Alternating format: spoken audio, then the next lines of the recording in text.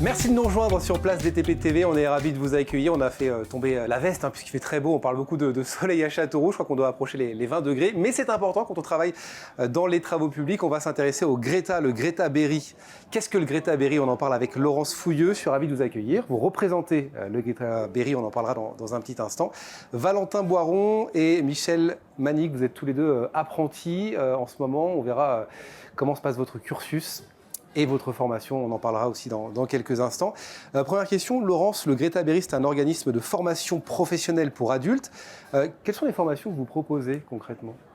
Alors, on intervient dans de nombreux domaines de formation, de la formation qui va partir de la remise à niveau des savoirs de base. On a des formations évidemment en bâtiment, travaux publics, de l'industrie, de l'hôtellerie-restauration, du secrétariat, des métiers d'art, voilà, tous les domaines. On propose pas tous les domaines, mais presque, sur le territoire Indre et Cher. C'est un organisme de formation professionnelle, c'est ce que je disais. Est-ce que vous pouvez nous présenter les deux jeunes qui sont à vos côtés ? Il y a donc Valentin et Michel. Voilà, donc deux apprentis de la mention complémentaire technicien réseau électrique. Donc Michel est apprenti chez Enedis et Valentin est apprenti chez SDEL.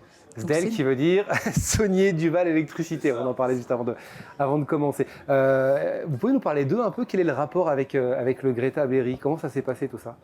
Alors ils ont tous les deux passer un bac pro métier de l'électricité en apprentissage dans des entreprises des réseaux électriques. Et puis, alors, soit la demande de l'entreprise, soit la demande des jeunes, une poursuite de formation vers ce métier des réseaux électriques. Et donc, le Greta Berry est le seul organisme de formation dans la région à proposer cette formation. Donc, la demande s'est orientée vers le Greta Berry. Et donc, on est ravis de former ces deux techniciens réseau. Ouais, j'imagine, on va leur demander comment ça se passe. On va commencer par Valentin, je sens qu'il a envie de parler. Valentin, raconte-nous un petit peu ton parcours avant d'arriver justement dans cette formation. Tu as fait un cursus, j'imagine, assez normal. Qu'est-ce qui t'a plu, toi, dans l'électricité, dans ce métier? Du coup, en premier, j'ai fait un bac ST2D, ça m'a pas plu. Et après, pendant mes vacances scolaires, j'ai fait des stages pour de découverte. D'accord. Ils m'ont qui travaillait dans le TP et j'y suis allé. Okay. J'ai fait tous les domaines d'entreprise, que ce soit branchement, aérien et souterrain. Et je me suis plu en aérien et après j'ai fait mon bac pro. Enfin, j'ai eu un deal avec mon patron, je faisais mon bac pro et la mention. Et du coup, j'en suis à la mention maintenant. Ouais, c'est la mention complémentaire technicien réseau électrique, c'est ça que tu fais aujourd'hui. Quel a été le contact avec le Greta? Comment ça s'est passé? Facilement. J'ai demandé à faire ma mention et puis après, tout ce qui a été contrat, ça a été fait correctement. C'est important pour le Greta justement d'accompagner ces jeunes quasiment de A à Z parce qu'il y a cette volonté qu'après ils trouvent cet emploi qui est important pour eux. Oui. En fait, toutes les entreprises qui recrutent des jeunes en apprentissage, elles investissent sur l'avenir. Donc, elles prennent des jeunes en apprentissage avec la perspective de leur proposer des contrats de travail pérennes après. Donc, notre difficulté, c'est finalement pas tant de trouver des entreprises aux jeunes, c'est de trouver des jeunes aux entreprises, puisque pour la session prochaine, on a déjà les 12 places, on a déjà les 12 places en apprentissage dans toute la région. Et maintenant, il nous faut des candidats. C'est dingue voilà. de devoir chercher. J'imagine que pour aller chercher le public, qui est peut-être un public de lycéens aussi, oui. Il faut aller dans les lycées ou alors ça passe peut-être par le bouche à oreille. Ça se passe comment? Alors les deux. On essaye, je vais dans les lycées rencontrer les jeunes dans le terminal de bac pro métier de l'électricité, sauf que ces 2 dernières années, c'était compliqué d'aller dans les lycées. Et puis finalement, les meilleurs ambassadeurs du métier, c'est les alternants qui vont parler à leurs amis ou à d'anciens camarades de classe de la formation, du métier. Et on a de plus en plus de jeunes qui arrivent en disant « je connais quelqu'un qui a fait la formation et ça m'intéresse ».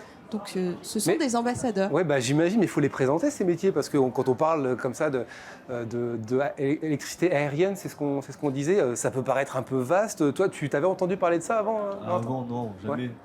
Et j'ai pas arrêté d'avoir connu ça en fait. C'est un métier passionnant en fait. Ouais. C'est divertissant. Enfin, c'est jamais la même chose, c'est jamais le même endroit, jamais.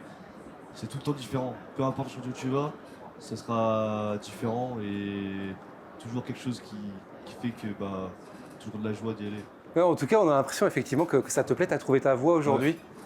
Oui, parce qu'avant, j'étais pas trop motivé. Et maintenant, ouais, ça me plaît. Puis on verra pour l'avenir. On reviendra sur ces 12 places d'apprentissage, c'est ça qui sont à pourvoir dans un petit instant. Question pour toi, Michel, même question plus ou moins, c'est quoi ton parcours et qu'est-ce qui t'a amené dans cette filière? Bah, moi, déjà, disons que j'avais déjà commencé sur un bac élec, sauf que bah, je l'ai arrêté en cours. Et donc, entre-temps, bah, je me suis mis à travailler, normal. Et du coup, je suis parti dans le réseau également, mais dans le réseau télécom. Ah, Et donc, forcément, on faisait beaucoup de souterrains et j'ai trouvé que c'était quand même quelque chose d'intéressant. Mais du coup, moi, je voulais reprendre mes études et vraiment les finir. Et puis, du coup, je suis tombé comme Valentin, un peu. J'ai répondu à une offre qui était dans le réseau électrique. Et c'est vrai que c'est quelque chose qui m'a beaucoup plu. Donc, du coup, j'ai trouvé mon patron. Et donc, après, je suis parti sur le cursus au CFA, justement avec Valentin, Ouais. parce qu'on est tous les deux de la même promo au CFA. Et donc, du coup, on vient tous les deux du réseau. Enfin, moi, c'est ce qui m'a plu, le réseau. Donc, j'ai pu terminer mon bac, etc. Quand on parle des métiers des travaux publics, ce qui revient souvent, notamment pour des jeunes comme vous, c'est le réseau familial, quelqu'un qui a déjà travaillé ou qui a une entreprise de travaux publics. Vous, c'est le cas ou pas du tout? C'était vraiment... il n'y avait personne dans votre entourage qui travaillait dans les travaux publics? Si, moi, du coup, mon oncle. Ok. Et puis, Il y avait donc cette notion familiale qui était là. ouais, après, c'est. Tu t'y es intéressé ou pas quand ton Non, oncle en avant, parle? non, D'accord. je savais pas ce qu'il faisait avant. Ok. Et du coup, je me suis intéressé et après, j'ai eu la chance, il a un petit peu boosté pour que je puisse rentrer.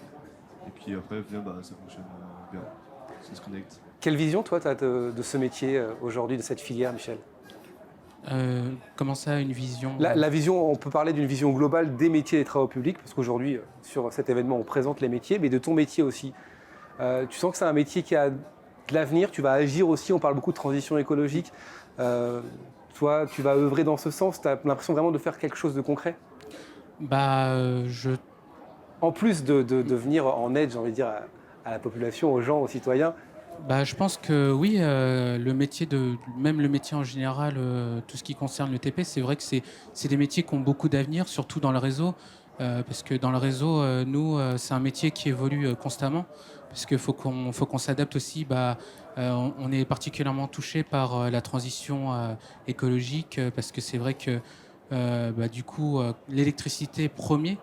Du coup, il faut que nous, on adapte nos façons de travailler, nos façons de... même le matériel qu'on utilise évolue constamment parce qu'on ne peut plus travailler comme avant, où avant, on ne s'occupait pas spécialement de tout ce qui était pollution et tout ce qui va avec. Maintenant, on y fait... je sais que nos chefs, maintenant, sont assez carrés là-dessus. On est constamment dessus, quoi. Ouais. Enfin, on y fait vraiment attention, quoi. C'est important ce qu'il dit, Michel. Il a pris conscience aussi de cet enjeu. C'est vrai qu'avec l'évolution des métiers, des attentes, on essaye, nous aussi, sur la formation, de parler du traitement des déchets. Et ça passe par ce qui se passe sur le plateau technique chez nous, ce qu'ils vont faire du matériel. C'est aussi optimisé, parce que dans le cadre de la formation, on n'a pas besoin de toutes les longueurs, de toutes les longueurs de câbles. Donc, on essaye de les sensibiliser à, finalement, consommer moins possible sur les exercices. Au-delà de l'aspect économique, c'est aussi, ça sert à rien de produire, de consommer du câble, sachant qu'on sait que nous, c'est pour monter et redémonter et jeter après.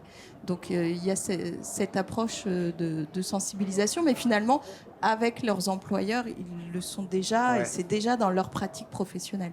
Deux dernières questions. Question sur vos partenariats. Vous travaillez avec qui? Pôle emploi, les missions locales?